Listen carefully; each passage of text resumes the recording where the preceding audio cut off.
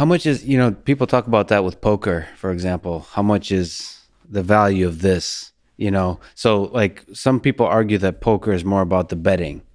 You know, it's just the money. It's just how much you bet and so on.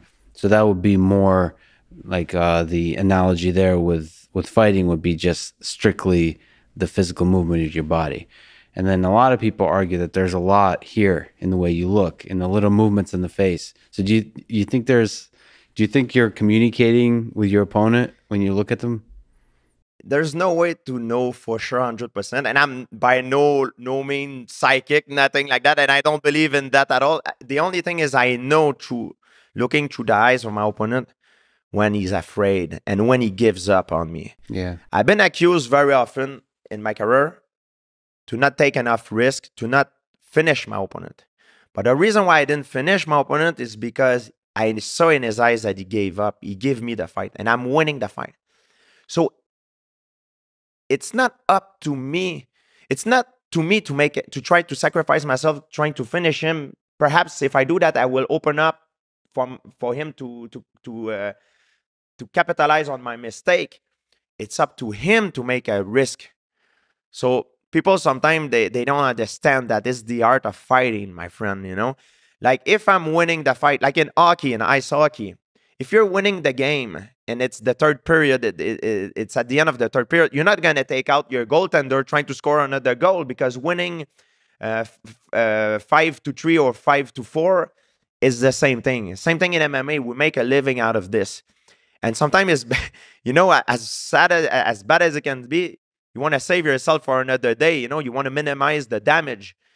But if he knows he's losing the fight, it's up to him to take the risk. It's not up to me.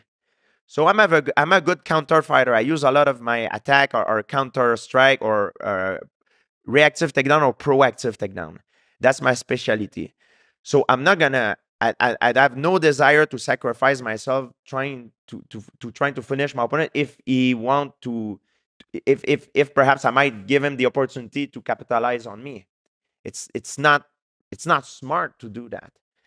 And very often when I fight someone, I can read him. I see the fear in his eyes. Now I'm like, I got you now. He's very desperate. Doesn't mean I have to put my guard down because he's gonna be desperate.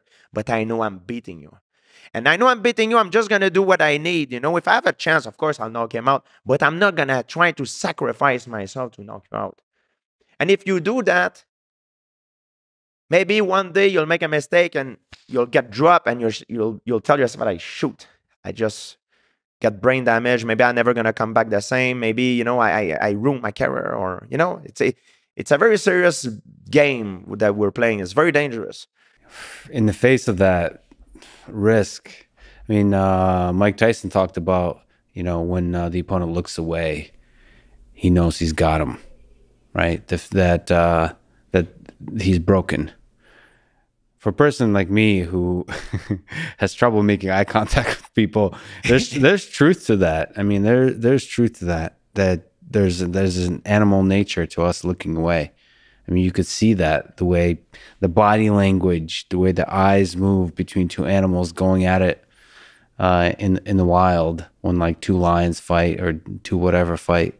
There's a certain beta move when you've been defeated. Yes, or one thing when I know that when it happened, one of the signs is when I just like make a feint and the guy flinch like crazy. That's mean he's really scared of me.